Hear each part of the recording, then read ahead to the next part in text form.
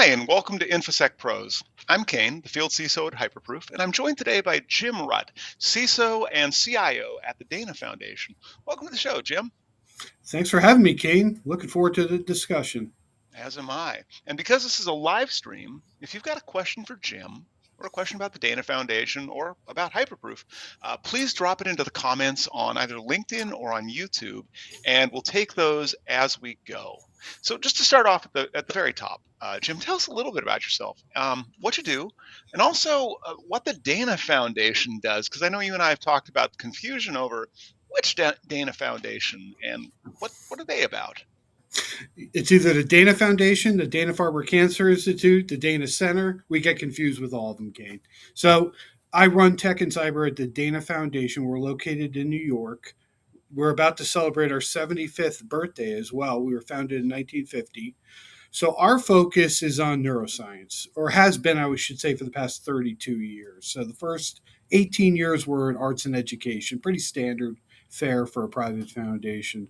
But since 1992 or so, we've been focused first on neuroimmunology, which is, I never say that word right, but it's the imaging of the brain. So taking a look at the brain and trying to figure out why things happen, from a neuroscience perspective.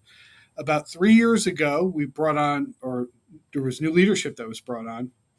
And so now our focus is kind of changed in a very exciting direction. I think especially relevant and topical for the discussion we're going to have today, which is neuroethics, neuroscience, and the greater society, which could lead into AI ethics because you have neural networks within AI, you have neural networks within neuroscience, obviously. So it's super exciting to see that progression, and to be kind of very well laid out in the tenor of the times.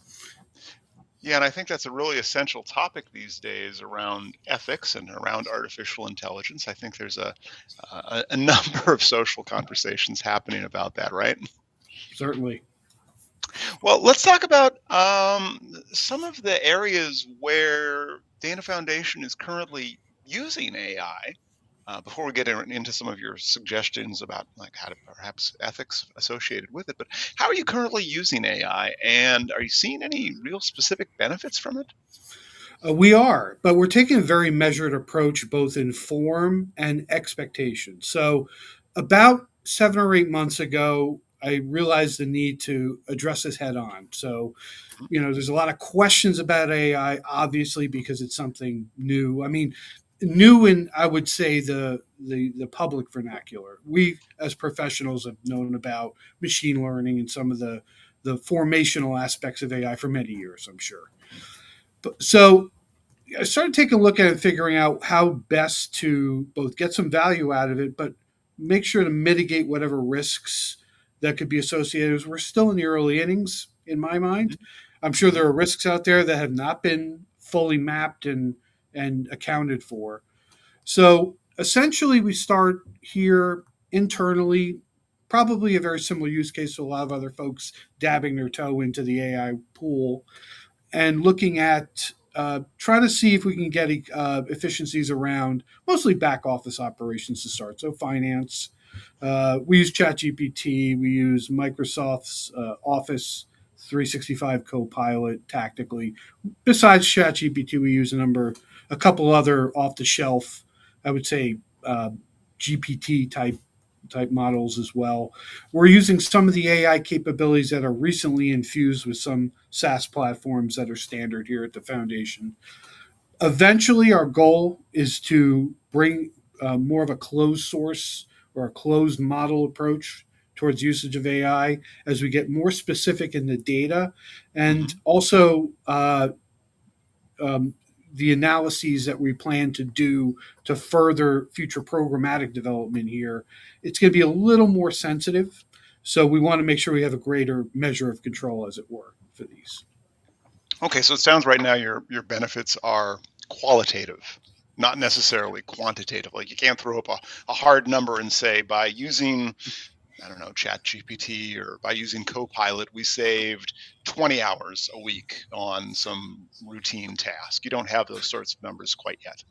Not yet. No, I don't plan to have those kind of efficiency numbers, material like cardinal numbers, probably for I would say another year or two. I enjoy seeing some of the qualitative benefits. I should add also, besides finance communications as well, it's guiding in communications form, and it's a good, I would say, like a check and balance against some of the ways that we're facilitating communications as well. Okay. And now, thinking of it from a cybersecurity perspective, you're a CISO, I'm a CISO. Have you used any strategies to improve your cybersecurity defenses that are using AI? And if you have, can you talk a little bit about how there's always been this narrative going on, right, about productivity gains for incident response or for people who are working in the SOC, Security Operations Center, if you're seeing any of those efficiencies? So I think about protecting AI and the data that it basically it works on Hmm. as in line with any other data protection scheme that we would choose to kind of pursue. At its heart, that's what everybody's worried about. Yes, it's a little bit different in form. Like I said before, it's more of an unstructured environment, but we have unstructured data outside of AI and whatever LLMs that stuff runs against right now. So I think just making sure that we're conscious of the data that we feed in, the responses we're getting out, making sure that we have reasonable, I would say, assurances that Hmm. the data that we put in is limited in terms of any kind of exposure from a sensitivity perspective, where we've got a pretty, I would say, sophisticated user base here at the foundation. So I'm less worried about folks inadvertently throwing sensitive data into these models or these user interfaces, as it were, Hmm. other than understanding kind of what are the possible ways that data could be misconstrued from an image perspective, right? I mean, we're always worried about branding and the like. So nothing different, I'd say, from a control perspective, software control, than what we would be doing in a data protection, regular run of the mill data protection kind of strategy. Okay, and I want to go back to your user base in just a minute, but I want Yeah. to double down on the question because I was at RSA and everything was AI, or at least 80 to 90% of everything was AI and cybersecurity and workforce productivity gains. You've managed to avoid that so far? Because I feel like a lot of the AI stuff right now in cybersecurity is kind of hype. So, okay, since you pushed me, I'll definitely talk about some of the controls in general, right? So, If I, they're AI like you, have, related, like if you're yeah. if So, you're I don't know, doing AI firewall rules or AI incident response. So I've seen probably 2 to 3 dozen AI firewall or WAF type tools, walk through them. I've got a very good idea of how they work, and I think they're a little too narrow right now. We need to take a more horizontal approach Hmm. towards AI defenses or AI controls in general. They just Most of them seem to be focused on more in-house LLM development or SLM development, which will be important, obviously, for us in the coming years. But Hmm. right now, I think about data protection. Again, data protection is kind of at the core as being much more of a wide problem, and I'm a Hmm. little hesitant to bring and keep shifting in and out controls for a specific type of data protection. In this case, AI, Okay. even for something as unique as this, I don't Hmm. see the value of doing that. So I'm still keep an eye on the control market, as it were, hoping to see a little more maturity there. It will get there. It's just not there yet. Okay. All right. So your findings are kind of similar to mine. So I Yeah. want to go back down to your user base. And before today's show, we were talking about one of the controls that you had in place of an acceptable use policy. And ultimately, like you Yes. don't get technical controls until you at least have a policy, and well, you don't get a policy until you at least have a business reason for having a policy. So how did you like walk the audience through how you approached the development of your acceptable use policies for AI? And a little bit about what you thought about your key considerations that you had to work through.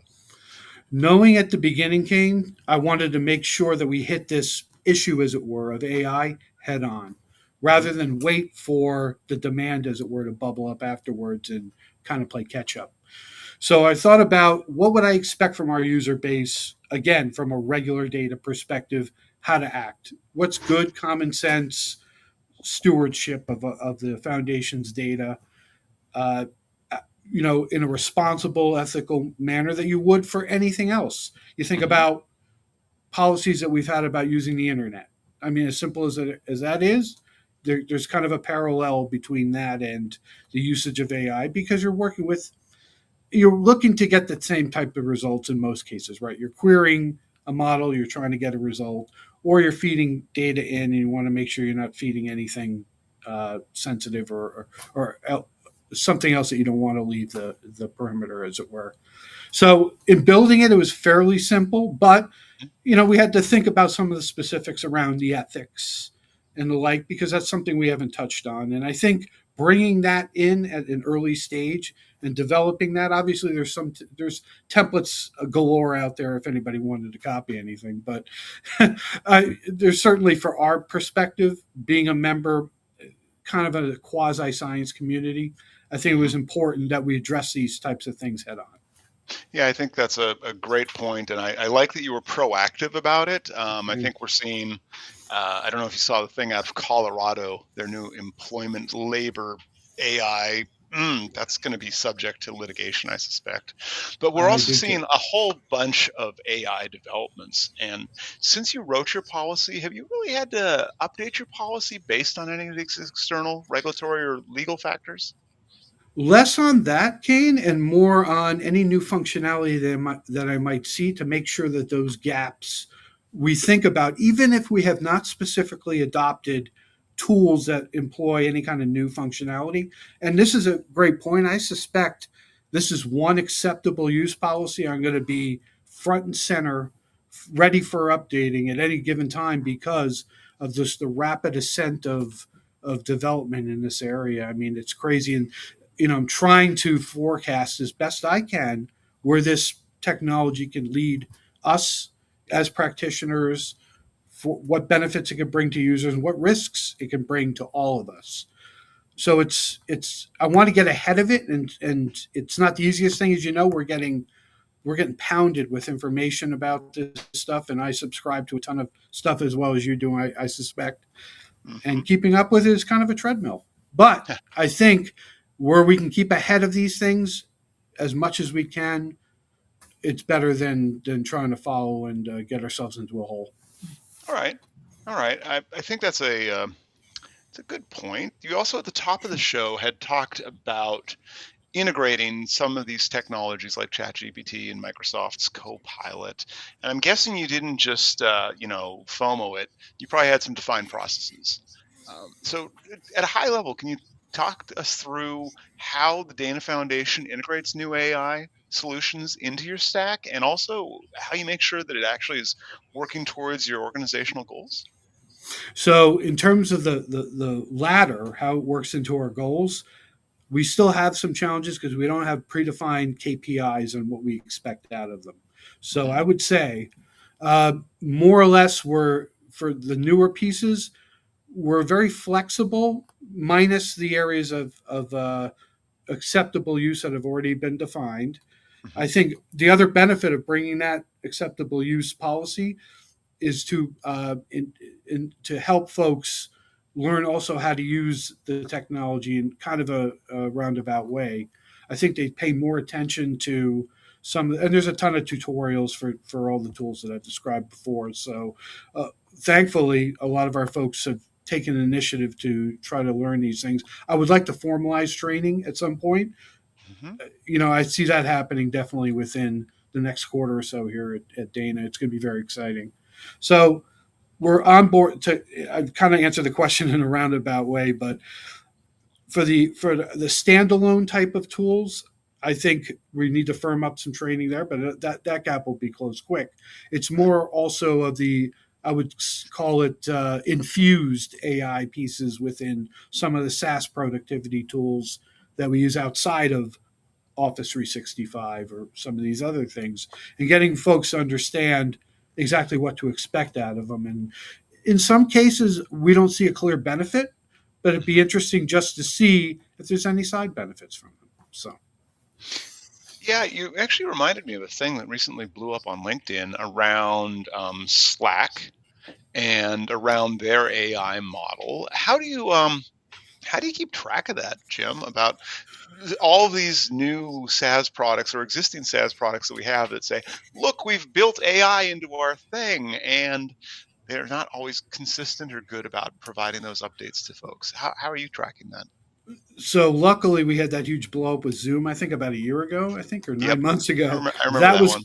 that was kind of the opening salvo. And I would have never thought, by the way, Kane, that it would be such a heated discussion or a heated blowback, initially, until I really started to educate myself back then about the downstream effects. And boy, I'm glad that happened at that particular time, because now when we're looking at anything that has to do with AI, I think the first question in front of our mind should be what are the ways that this data could be used to train third party models or downstream models or transitive models or anything outside of our purview. We need to at least have an understanding of that. Whether we accept the risk is another measure entirely, but at least knowing that and being able to answer these types of questions.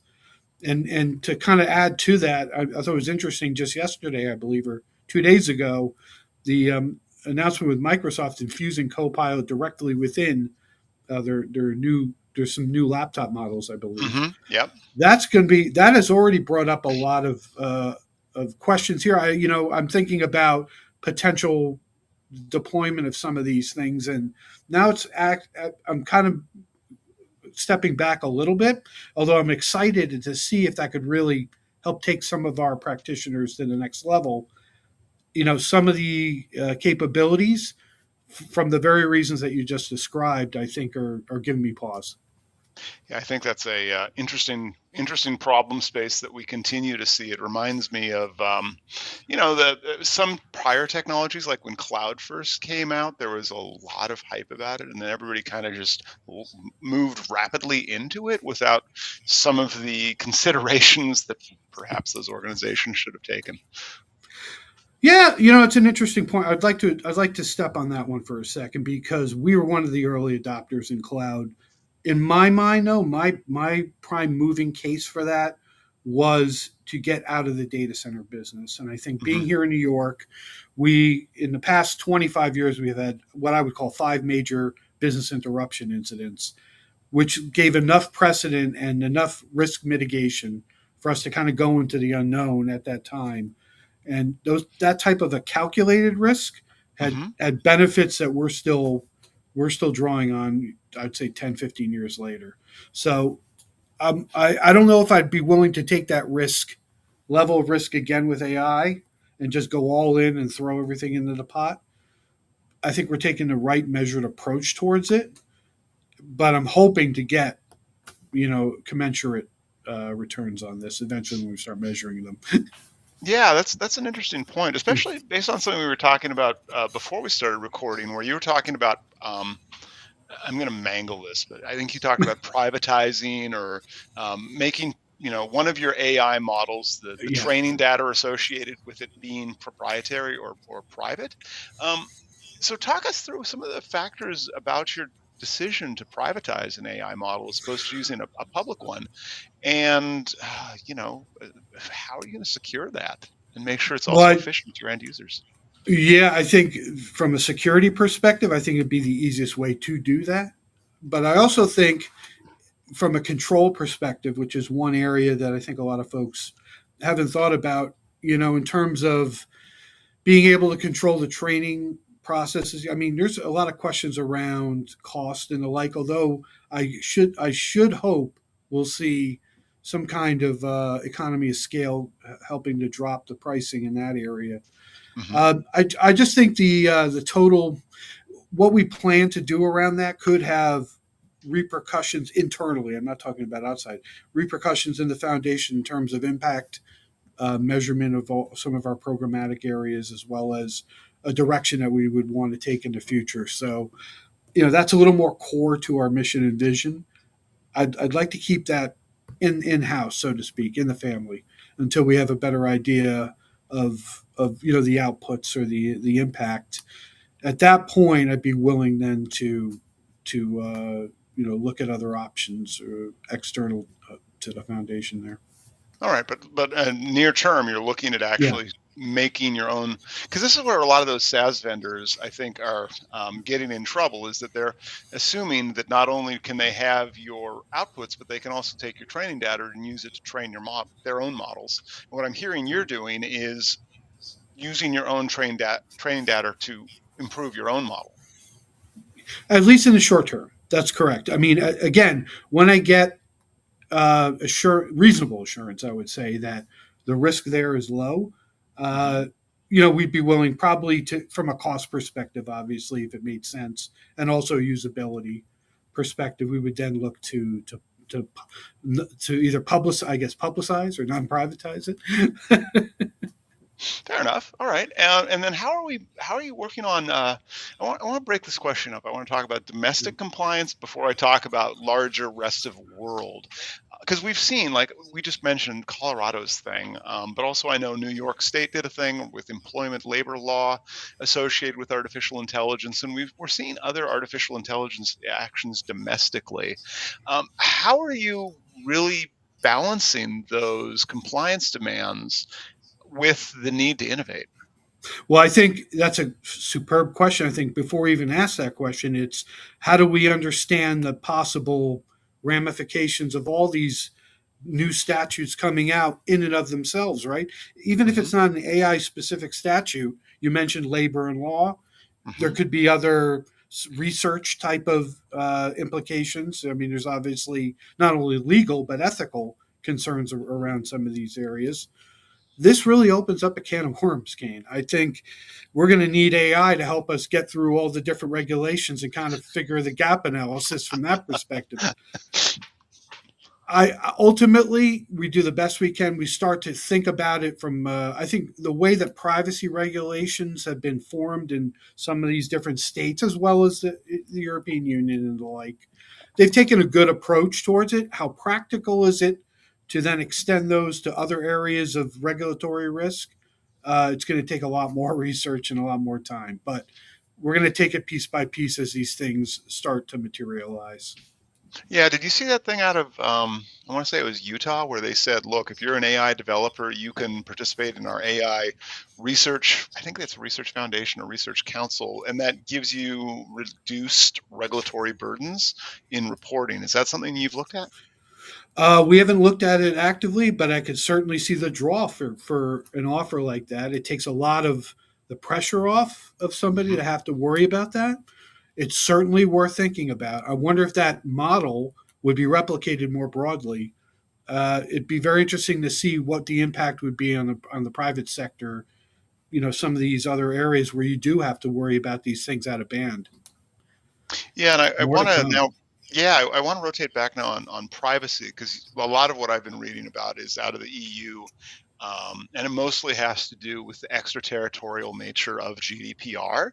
Um, is that something that you're running into in your business and your training models? Because are you dealing with, like, maybe this is an opportunity to educate the audience on what neuroscience foundation looks like. Is this like PII and PHI associated with individual humans, or is this something more esoteric that doesn't Hate tie to back burst. to an individual person?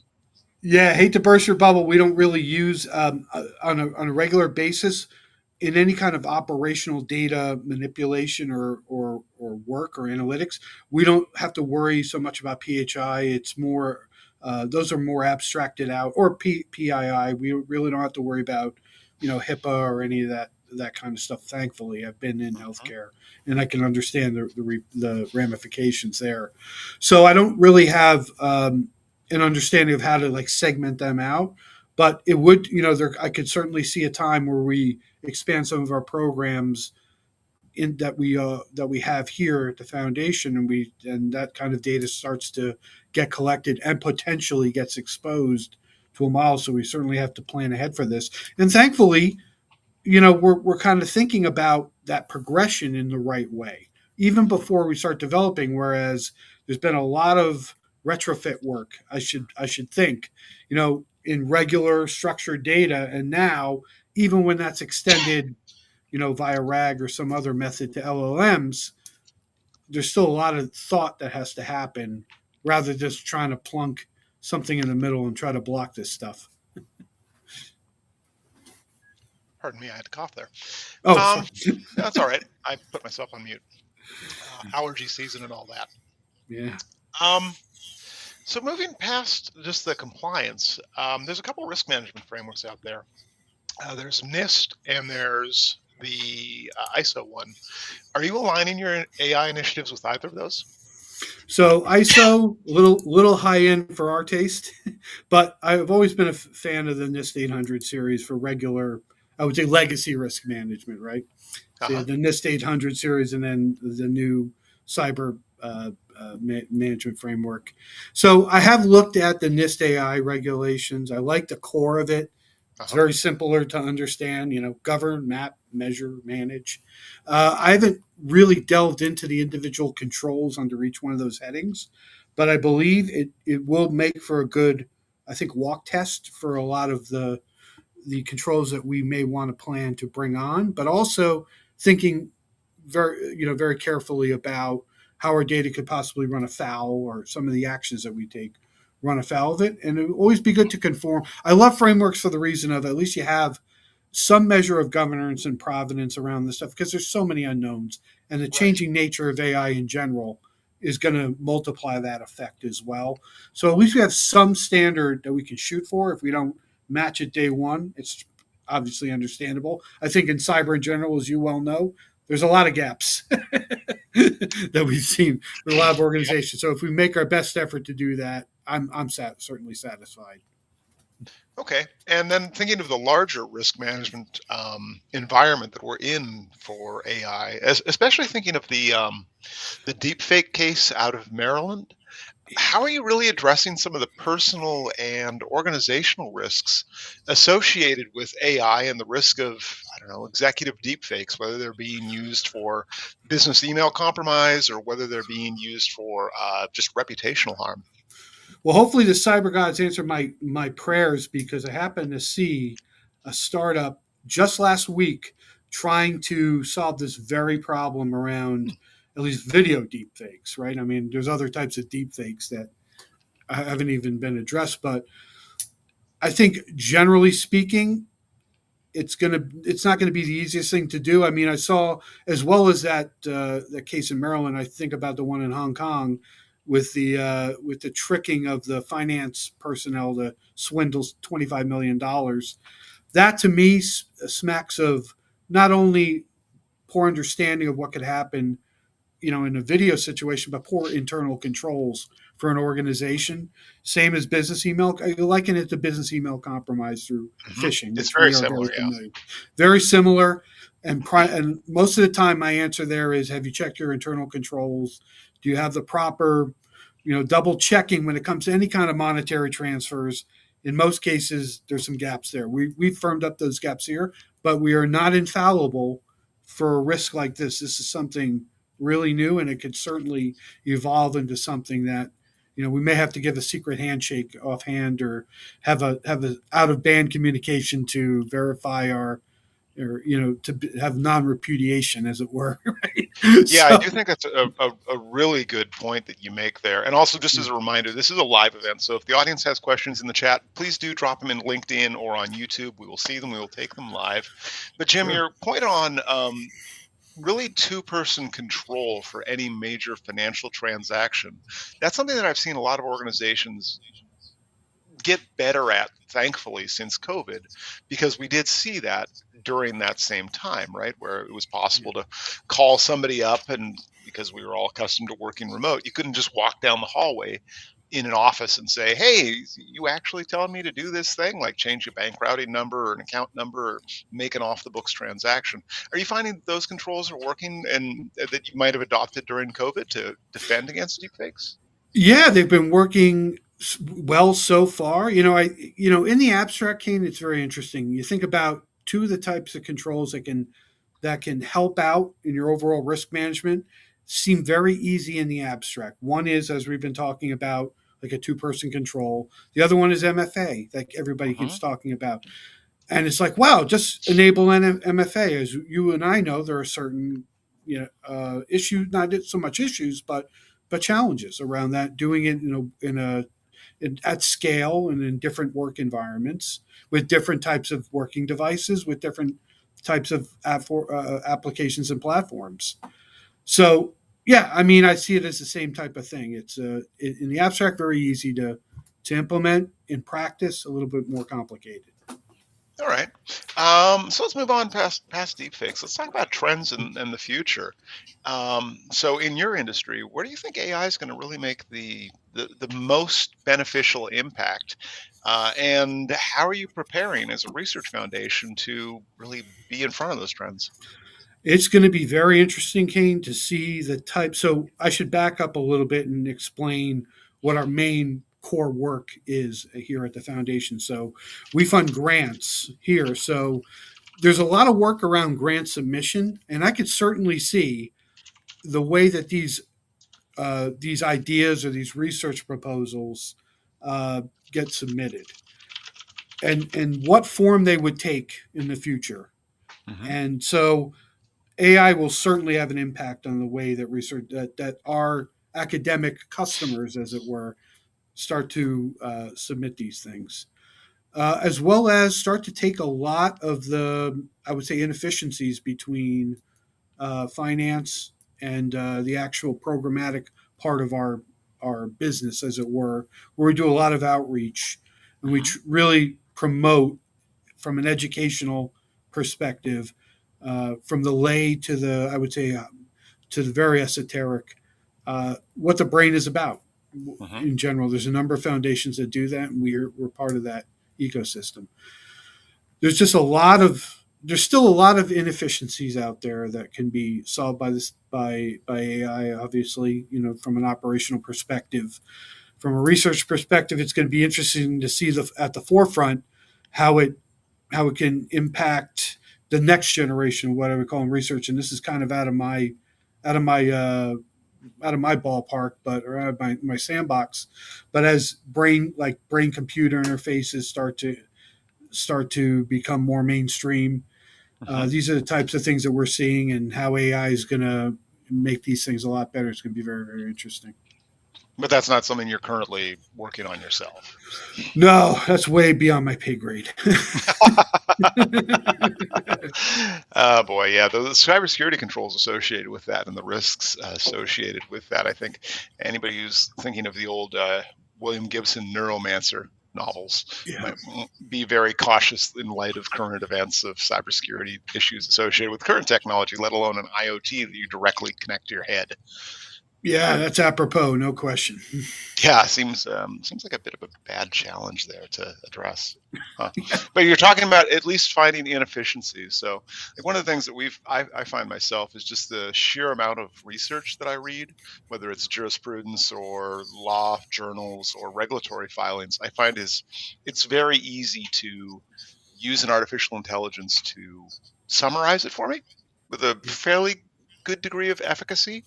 And we've got clients here who've saved hundreds of hours for just reading like regs, trying to figure out how do we comply with this, to use an AI to summarize it so they get intentional direction as opposed to having to wade through ultimately what feels like filler. Are you finding your team is having that same success level with just summarization of content? Yeah, we're starting to see that, right? So one of the, I would say, holdups in that area is that a lot of the data is very esoteric. So you need subject matter experts to double check the Hmm. outputs from some of these models. So obviously, it's going to take a lot more care and thought. It's not just summarizing. I would say like a financial disclosure or whatever, which could be pretty straightforward for anybody in our finance area, to be able to double check the output of that summarization. A little bit different when you're talking about so many nooks and crannies, as it were, in the area of neuroscience. It can be very esoteric. But yes, I do see the opportunity to increase that, from magnified, I would say. And it will happen as these tools Fantastic. get better. Yeah. All right. Well, it's going to be interesting to continue the conversation with you and find out like what we're all seeing in terms of efficiency gains, Oh, for sure, no making it question. I'm less very less excited. theoretical. Yeah, absolutely. I'm very excited for what this technology can offer, and just hopefully we can do it in a safe, secure, and as risk managed as we can. Yeah, absolutely, absolutely. I think that's possibly a good place for us to wrap up today. We've had kind of a quiet audience. We don't normally do this on Mm. Wednesdays, Oh, but again, if you have questions from us, you can always drop those in the chat afterwards. We will respond. Just it won't be a live response. But I want to sure. thank you for being on our show today, Jim. And if you're watching this, or if you're watching this the recording, and you know somebody we should have on the show, or alternatively you think, wow, I'm the person who should have been on that show, drop it out in the comments or just DM me directly. But Jim, I want to thank you again for joining us, and thank our audience again for tuning into today's live stream. Kayne, thanks again for having me. It was a wonderful discussion. Well handled.